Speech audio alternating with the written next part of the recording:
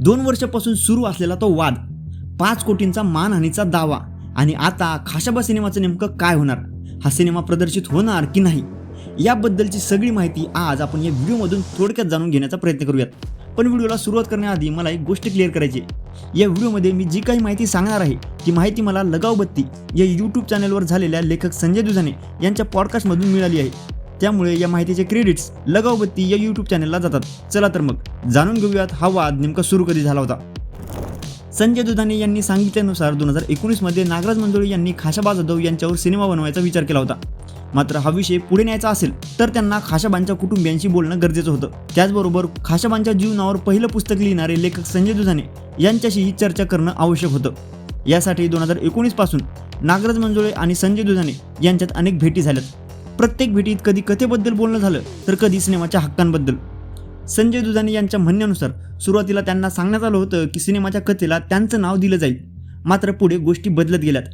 त्यानंतर त्यांना कथेशी संबंधित सर्व हक्क देण्याचा आणि त्या बदल्यात एक ठराविक रक्कम घेण्याचा प्रस्ताव देण्यात आला, पण ही गोष्ट संजय दुधाणे यांना मान्य नव्हती। यामागचं कारणही त्यांनी पॉडकास्टमध्येच सांगितलंय।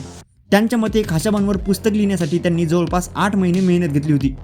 खाशाबांच्या कुटुंबियांशी बोलणं, त्यांच्या ओळखीतील लोकांकडून माहिती गोळा करणं, विविध स्रोतांमधून तपशील मिळवणं, अशा अनेक गोष्टी त्यांनी केल्या होत्या। म्हणून आता त्यांचं असं म्हणणं आहे की फक्त एक रक्कम देऊन त्यांना बाजूला करणं योग्य नाही। दुधाणे यांचं असं मत आहे की मला मूळ कथा म्हणून क्रेडिट नकोय, पण त्यांच्या पुस्तकातील माहितीचा या सिनेमासाठी काही उपयोग झाला असेल तर त्याचा उल्लेख तरी या सिनेमात व्हावा अशी त्यांची मागणी आहे। याशिवाय त्यांनी मानधनाबाबतीतही अपेक्षा व्यक्त केली आहे, मात्र नेमकी किती रक्कम हवी आहे हे त्यांनी या पॉडकास्टमध्ये स्पष्ट केलं नाहीये।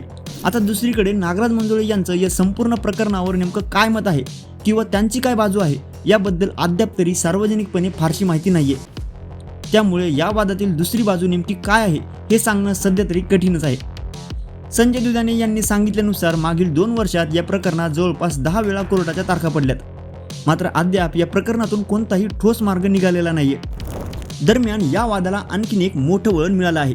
विविध यूट्यूब चॅनल्स आणि न्यूजपेपरवर आलेल्या बातम्यांमुळे आपली प्रतिमा खराब झाल्याचा दावा करत नागराज मंजुळे यांनी संजय दुधाणे यांच्यावर तब्बल 5 कोटी रुपयांचा मानहानीचा दावा दाखल केल्याचंही त्यांनी सांगितलंय। याबाबतही संजय दुधाणे यांनी पॉडकास्टमध्ये आपली भूमिका मांडली आहे। त्यांच्या म्हणण्यानुसार त्यांना सिनेमा प्रदर्शित व्हावा असं नक्कीच वाटतं, मात्र त्यांच्या काही अटी मान्य झाल्यानंतरच हा विषय पूर्णपणे मार्गी लागेल असं त्यांचं मत आहे। या पॉडकास्टमध्ये संजय दुधाणे यांनी कोर्टात सादर केलेल्या काही पुराव्यांबद्दलही सविस्तर चर्चा केली आहे आणि त्यांची बाजू मांडण्याचा प्रयत्न केला आहे। बाकी तुम्हाला या विषयाबद्दल अजून डिटेलमध्ये माहिती घ्यायची असेल तर लगावबत्ती या यूट्यूब चॅनलवर जाऊन संजय दुधाणे यांचा तो पूर्ण पॉडकास्ट तुम्ही पाहू शकता। तशी त्या पॉडकास्टची लिंक मी आपल्या व्हिडिओच्या डिस्क्रिप्शनमध्ये दिली आहे।